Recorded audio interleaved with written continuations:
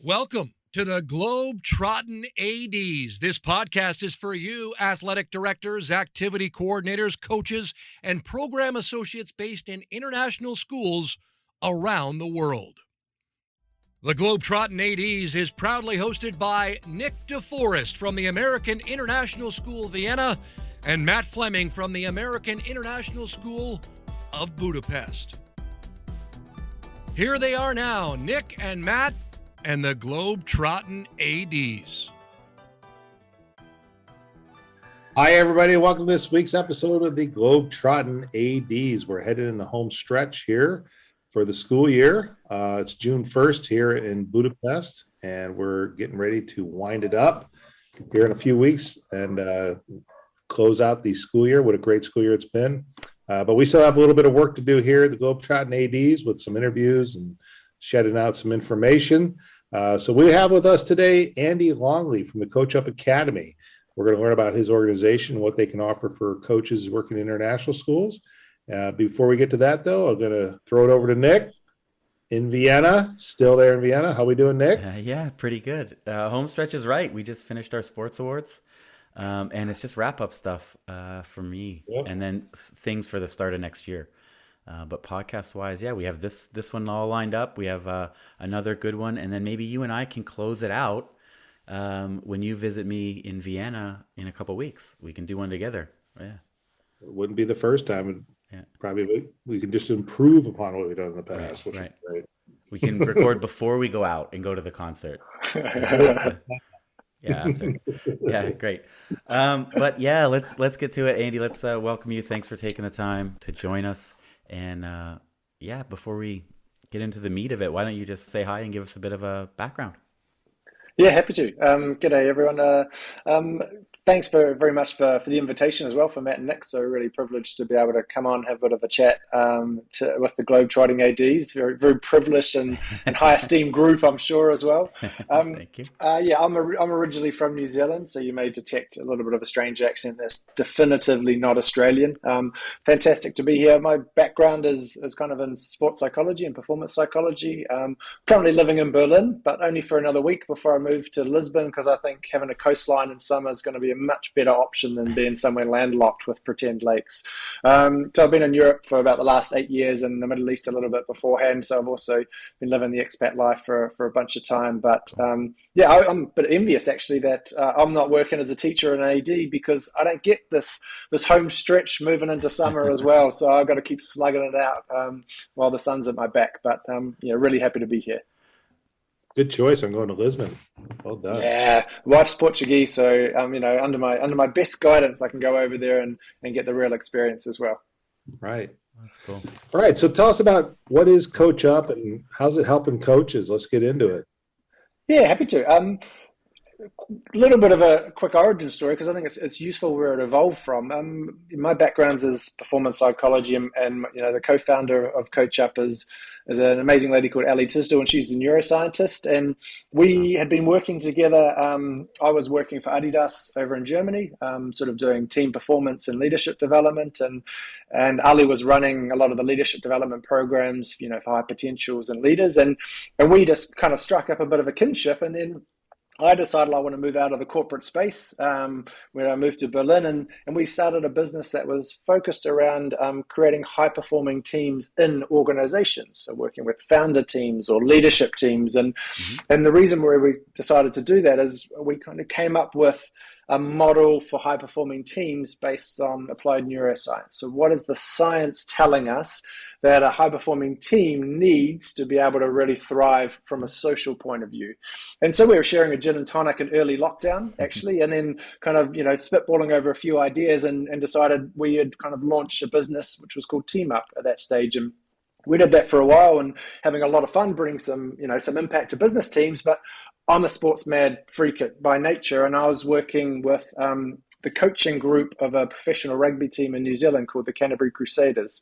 And they were just coming off the back of, their 5th championship in a row. So there wasn't much value I could probably add for that. But I was working with the head coaches, the management, the medical team, helping them become a high-performing team so that they would then enable the players a lot more, looking for those performance advantages. But through doing that, that's kind of where I realized that working with sports coaches and teaching them the science behind a high-performing environment isn't just a blank canvas. I didn't see anything that was kind of there. And being a sports mad freak, I thought this is a much better opportunity to stop talking to corporates and start talking to athletes and coaches, which is what I do with my spare time anyway, coaching, playing, or watching sports.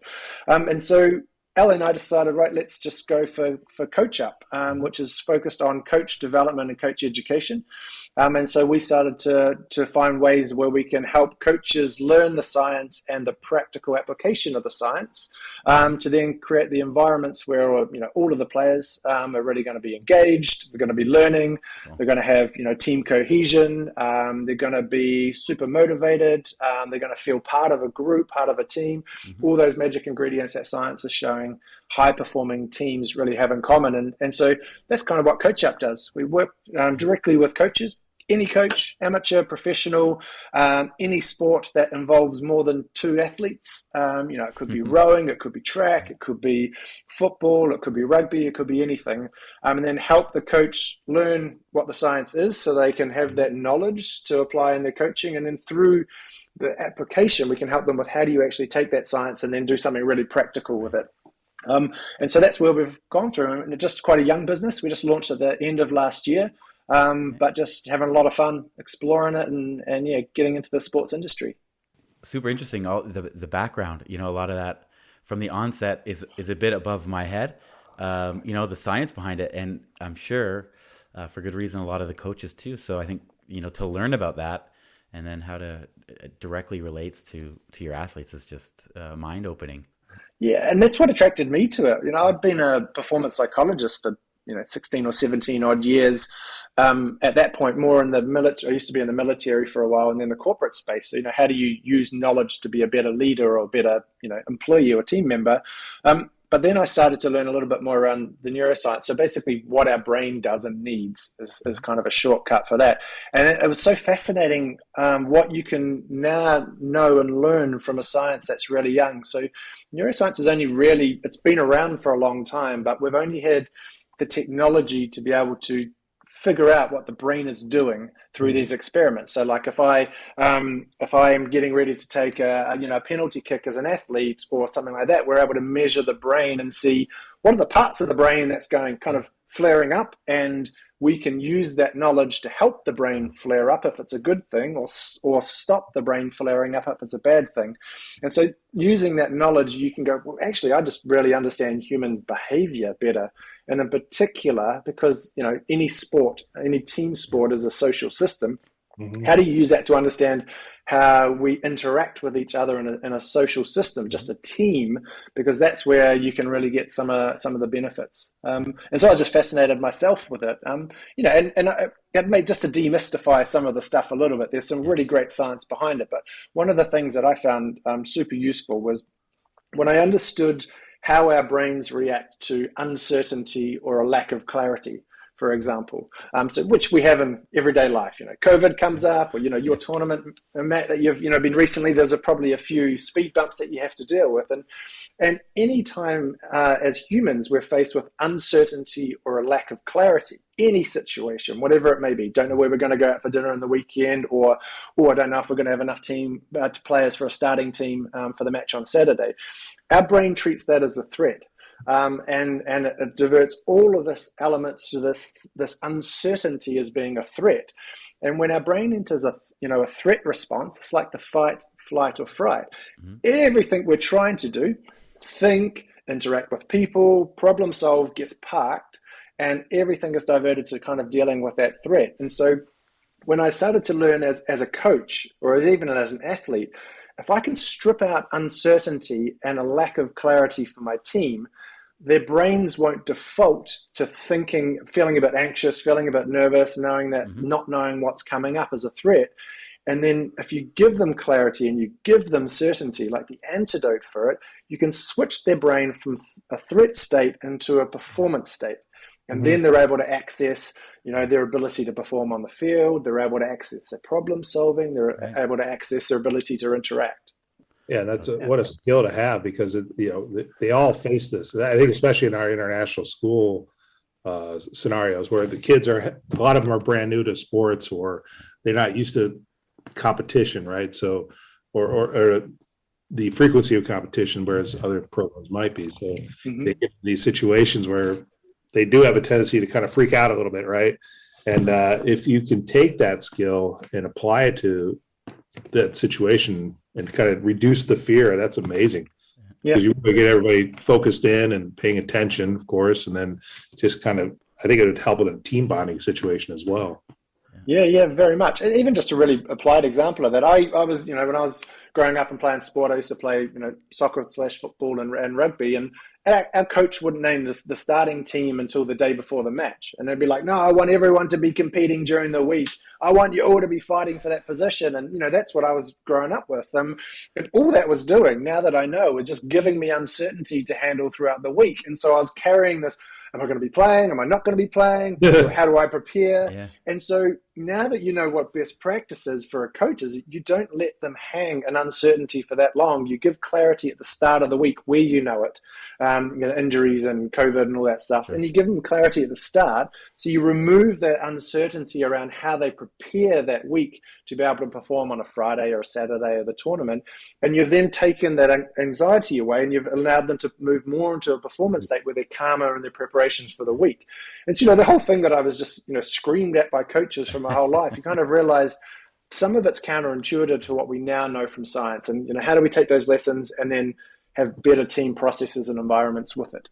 As I mentioned before, that's totally understandable by anyone. You take the science and it's sure. Easily works. So anyone that may be put off that information is too high level, it's definitely not. It's really applicable to everything. Yeah. That's great.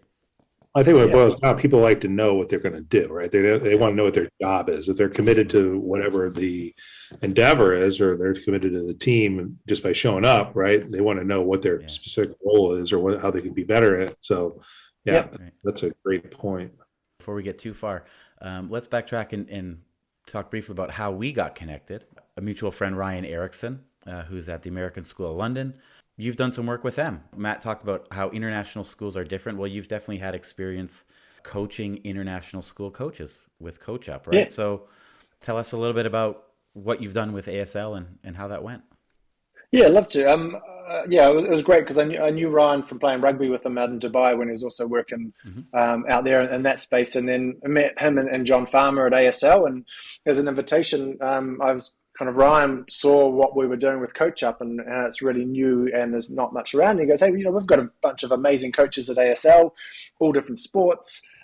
We'd really love to do some coach development, coach education with them because, there's such an opportunity. And so we came in and, met with them and scoped out kind of what they wanted to do, and then ran, kind of a high-performing coach program with ASL. So we got a bunch of their coach cohorts. Did a bit of a kickoff with them so they knew what was going to come. They could be prepared for it. And then we ran, 6 workshops with them across 6 different evenings.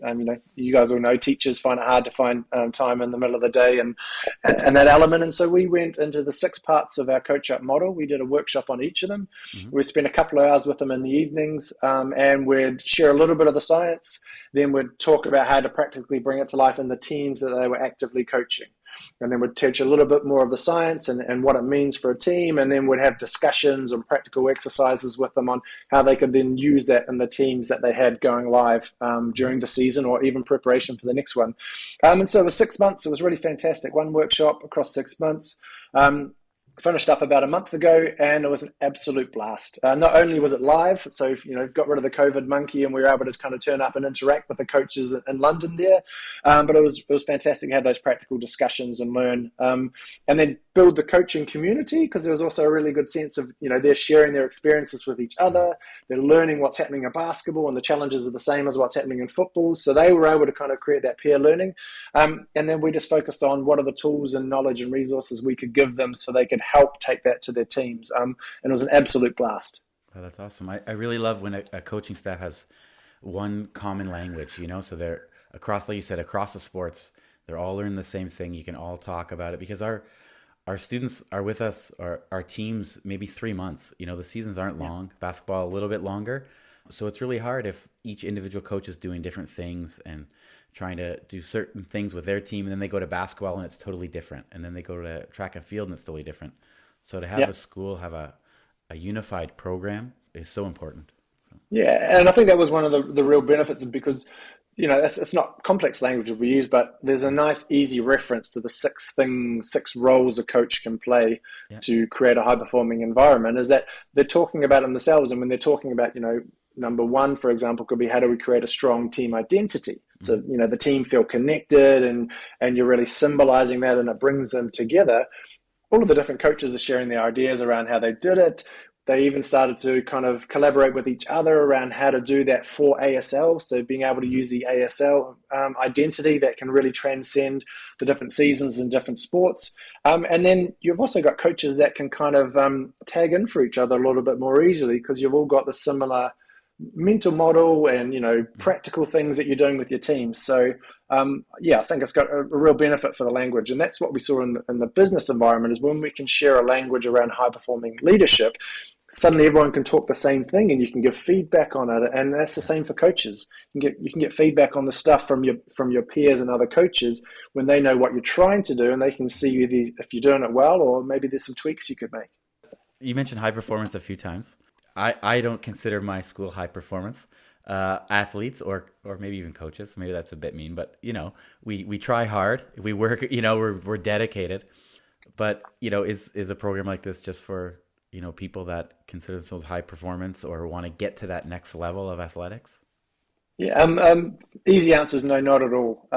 We've worked with coaches who are just teaching sports because their kids are playing, all the way up to the professional side. And I think the beauty of being able to bring some of the science in is, it doesn't need a team to be well resourced. It doesn't need a team to have real athletes. It doesn't even need a team that's got all the right equipment. It just needs a coach, a bunch of people. And then if you start to bring some of the lessons in that suit your audience, right? If it's already young kids and they're there to have fun, you can use the knowledge to create an environment that maximizes the fun and the motivation. But if you've got athletes who are super serious around it, you can also create an environment where they're really focused on tweaking the performance through using this knowledge. And so, because it's just really around how do you create a really strong social dynamic that gives the right platform for high performance on the field or court or track, it's just how do you really galvanize a group of people. And that can be for any reason, either winning, maybe just having fun, maybe whatever it may be. So across any sport, any level. Yeah, it's just all about making it a positive experience. I think when you apply it to what our background is, we're working with international schools. I had the pleasure of taking the coach selfie that you offer, and it was great because it gave me a little chance to reflect on my coaching and the way we run our team. I coach girls high school slow pitch softball, but there's still application for these things, which was great. I recognize that luckily we do a lot of those things already with reflection and giving everybody's got a space at our team. We've always said that before. That was good. I felt good about that. But I noticed in the you ask what type of coach are you, and there's a range of things you can tick, right? And one of them was adult rec coach, and I wanted to tick that because I've coached our high school or our teacher softball team. Yeah, hey, I could do that. That could be useful. It's great. It's like there's something for everybody in your program, which was cool. Yeah, and I think building on Nick, your question earlier, the science, there's a lot behind the science, but it's not a complicated stuff we're teaching. It's stuff that maybe we haven't thought of, or now we know there's different and better ways to do it because we've now got new information and you just apply it. So it's really great. But you're talking about I guess teachers and teach coaches is what I've observed is that teachers make such good coaches because you're so used to creating a classroom environment where kids are welcome, they can participate, they can contribute, they feel a little bit safe. And then that really is what you're trying to represent in a sports team as well, is how do you kind of bring some of those lessons of galvanizing a group of students to be at least focused on what you're trying to teach them and be engaged. It's the same thing a coach is trying to do. How do you get this group of kids or adults to be focused on what you're trying to coach them?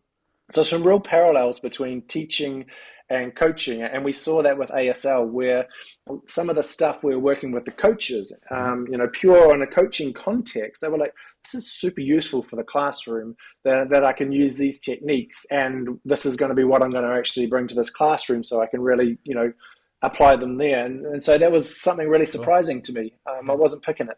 Yeah, that's great. Back and forth. Let me give a bit more context to Matt's selfie, and then I want to ask a question of Matt as well for that. What I really liked is that you don't just have the workshops, Andy, to go with the information, maybe the meetings. There's an ebook, you have activity cards, and you have a self-evaluation that you can do online, right?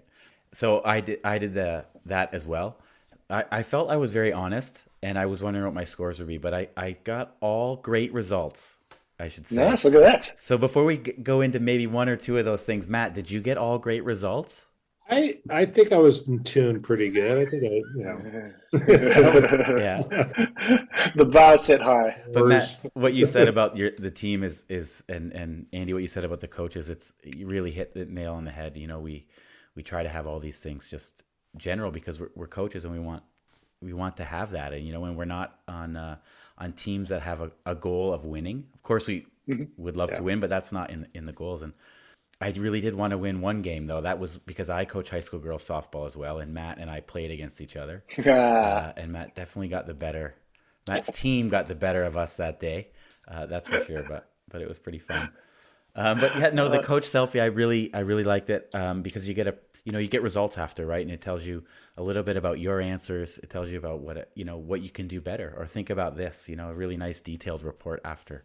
And I found it really, really interesting. The activity cards, that you get something taken back. A lot of times there's webinars online, especially obviously the last few years. There's all these different things, but when you have a program like this that then gives you information to take with you and that you can carry on, is really valuable. Oh, that's good to hear you both liked it. Yeah, the coach selfie was just a great way. My background was in building psychometrics, and so it was a great way to go, hey, there's nothing for coaches. How can we kind of do a bit of a self-assessment that a coach can kind of benchmark themselves? And then it was like, hey, this is great. The report may tell you some suggestions on what you can do better or where you're doing well, but what do you do then? Like the so what or what next? And so that kind of sparked us to create the activity cards where it was like, right, I can find the areas I'm either not so strong in, or maybe a medium score, and I can then look at the activity cards and go, hey, this is something I can actually apply directly, so I know what to do next. So it's pretty fun. Yeah, you guys will be comparing offline, no doubt, as well, and I'll give you the activity cards, and you guys can do a controlled experiment until the next time your teams play as well. You can see if you can get one up on each other that way. Yeah, there you go. Coach Evaluator is the premier coach evaluation software for schools and athletic organizations and preferred coach evaluation solution of the NIAAA and the Positive Coaching Alliance. The system is completely customizable with an always growing evaluation template library for athletic directors to reference. There are not only evaluations for ADs to use, but also self-evaluations and parent-player evaluations of coaches. Learn more about digitizing and simplifying your coach evaluation process by visiting www.coachevaluator.com. Mention Globetrottin ADs to receive a $200 discount on the yearly rate. Kukri are a global multi-sport clothing brand specializing in providing the world's most prestigious schools with bespoke-made and designed team uniforms for students of all standards and abilities. If you are frustrated by inconsistent colors, branding, costs, and sizing across your school's uniforms, then it's time to discuss an offering where every sport is available, from softball to soccer, for male and female athletes at rates to suit your budget. To find out how Kukri could elevate the apparel of your student athletes to a professional level, email the team at contact@kukrisports.com. A dedicated sales manager will offer you a quote today. Mention this ad and receive a special offer on your coach or PE staff order. Coming up next, you've got a conference in Brussels you're going to be helping out with, which is pretty exciting, the Coaching for a Greater Purpose. So maybe you want to tell us a little bit about the plans for that and how that's going to go. Yeah, I'd love to. again, it was great to be connected into, coaching for a greater purpose team, which, you can't complain if you go to a conference like that with a name like that. That's kind of, it's telling you what's in the can, right, and what you can expect.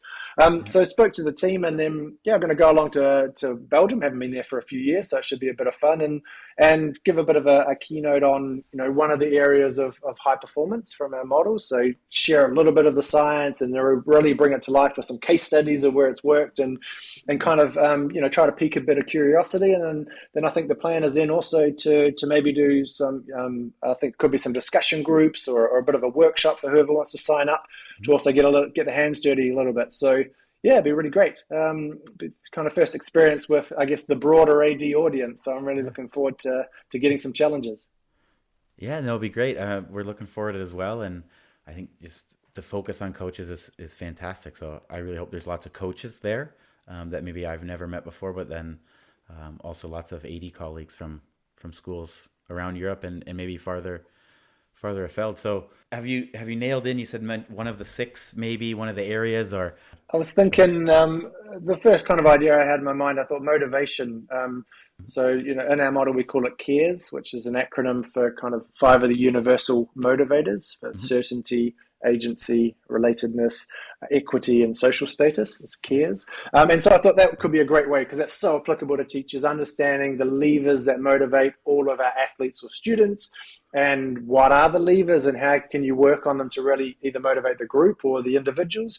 So I thought that would be really applicable and pique everyone's curiosity, but also really open to suggestions. So if any of the listeners, check out the website and go, hey, one of this area sounds even more interesting than motivation. I'm super curious around, I don't know what, how do we internalize goals, or, how do we create, psychological safety? I'm happy to talk on that. So if anyone's got a particular passion or curiosity or challenge coming up that they're facing, welcome to flick me an email. And whoever gets the most topic votes, I'll talk on that topic at the conference there. Awesome. No worries. Well, you mentioned the website. We didn't give the website at all yet. I can't believe it. I mean, it'll be in the notes, but yeah, it's coachup.academy, right? And people should definitely check that out. Really, really nice website. There's a contact form on there, but why don't you give the listeners your email as well? Yeah, happily. So my email is Andy, so Andy at teamup.inc. So TAMUP.INC. Yeah, that'll be great. I'll look forward to see you in person and having a drink and join one of those discussion groups when we're in Belgium in August. I think for anyone who hasn't tuned in, we did an episode with Lee about the conference and all the different aspects, and there'll actually be a global take, so you can see our faces coming up pretty soon on School Rubric about the conference as well. So check those out after checking out the Coach Up website. I love it, and we get to go to Belgium when it's the tail end of summer as well, isn't it? So it's certainly a little bit more to do when the sun's up later and it's not quite so weird as it could be. Yeah, absolutely. Beers in a Belgian beer garden. They do a good beer. Being based in Germany, I can testify that this part of the European region does pretty well for good beers.